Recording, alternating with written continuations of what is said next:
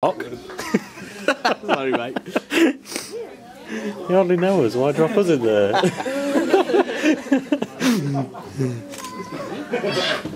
Right then. This should Thank be you all fun. for coming. Some of you have travelled a very long way. Typically my mates, who wisely moved as far away as they possibly could from me. Just one matter of importance, just in case. I don't know if you did read the small print on the invitations. As far as the wedding gift is concerned, just cash.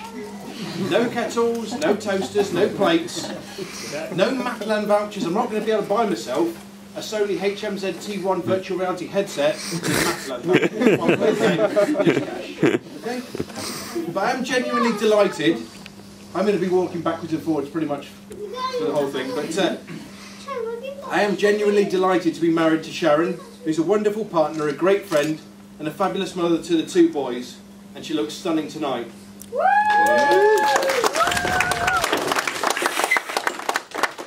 This is a bit wordy, this speech, so if you haven't gone for the toilet, you're really going to have to try, you know, hold on for a bit.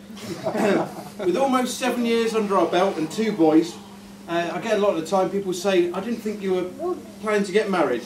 And it's something we've warmed to in the last year or so, well, probably the last handful of months, for different reasons. For myself, for me, keep saying my girlfriend sounds a bit chabby. With two boys, it sounds like I'm from some horrible council estate. when I say partner, it sounds like I'm going out with a bloke. And when I say fiancé, it sounds far too la-di-da. For Sharon, she saw a deal on Groupon, which invigorated plans. And although we're not doing that deal today, we have. You know, it was a thing that got the whole thing moving for this great day today. And as you can appreciate, the first week was very, very hectic. Lots of things needed to be arranged. Sharon needed to sort out with Vistaprint the invitations. I needed to phone Game in Mansfield to sort out the guide for Dark Souls on PlayStation 3. It was a tough week. I believe there was a printing issue. Is that right, babe? Yeah, and I didn't get the guide till about day 13, so you know, quite annoying. Now, I know not all the guests know everyone here, so what I've got is a little introduction to the parents and to the best man. Just starting with James Mewis. I met James at university some 17 years ago. He's a man I always looked up to. Not literally, he's about 5'5". I know him as Spewis or Spewfat because he used to like to eat a kebab of a night, and the next morning he'd regurgitate it in the form of congealed fat. He's a great bloke, so if you get a chance, really, do talk to him later on. But do allow for the fact that, because he's from Wolverhampton, 90% of his sentence is actually vowels. AIA, our kid. Philip, Sharon's dad, a very handy man. Particularly unhealthy obsession with helium. So, I still like Alvin Chipmunk, so I haven't worked out where they are yet, but if there are any congratulation balloons, just can we ring fence them off? There you are, Dennis, Sharon's mum. Regularly takes out the two boys, takes them back to the house. When we take them, we don't drop them off at Glence's house. We take them to Matalan, where she can always be found. My mum, Frances, over here, likes to introduce Harry to new and exciting food groups. How did you pronounce it the other day, Mum? I remember, fruit and vegetables.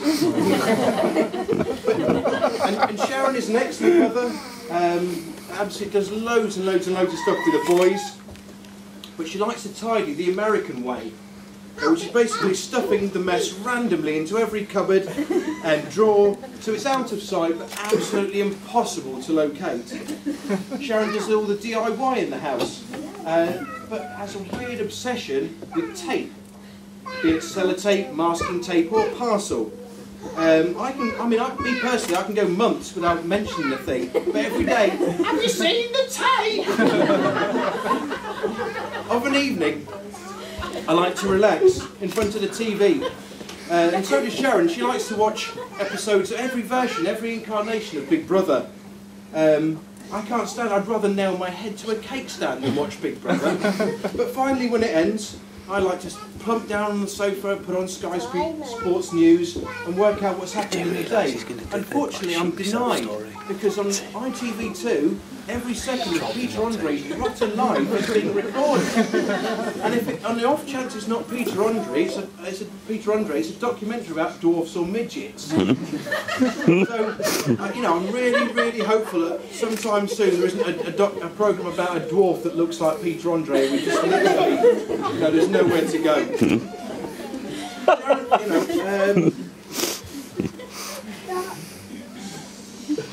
yeah, on the other hand, I'd like to think of myself as, you know, almost perfect in every way. Very, you know, very well-rounded, a perfect skill set. You know, look at my skill set. I can clap my hands very loud.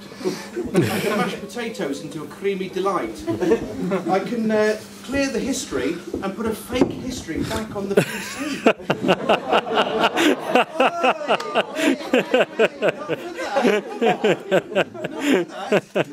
No. So when I buy the wonderful gifts for Sharon, she won't find out. And with these fine gifts, I wrap them up in a tea towel or a towel, a normal towel, depending on the size of the gifts. And it saves on both time and tape. Actually, this Christmas I broke a tradition. I pulled out all the stops. I actually got one of those decorative bags and put the presents under the sort of crushed tissue paper, which apparently is perfectly acceptable, but almost equally as lazy. I first met Sharon. Sorry about that. I first met Sharon the day after the skydive. Now, the thing is, I'd started texting Sarah on speeddata.co.uk. I was living in Coventry with my granddad at the time, and I was saving for a house in Nottingham. But when I actually met with Sarah in Via Fossa in Nottingham, Sarah wasn't Sarah, but Sarah was Sharon, because she tried to keep her name away from all the school pupils. To be fair, I hadn't been completely honest either. I claimed I was working for a local newspaper company in Nottingham, just so that I could use the line, I've been feverishly working on my column.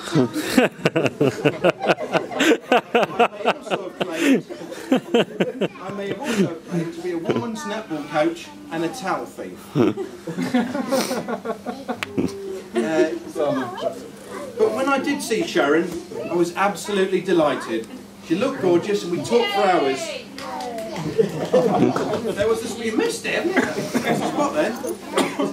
Shall I do it again? When I saw Sharon, I was absolutely delighted. She looked gorgeous. Hey. And we talked for hours. And she was great company too. Although, she did talk a little bit too much about the skydive.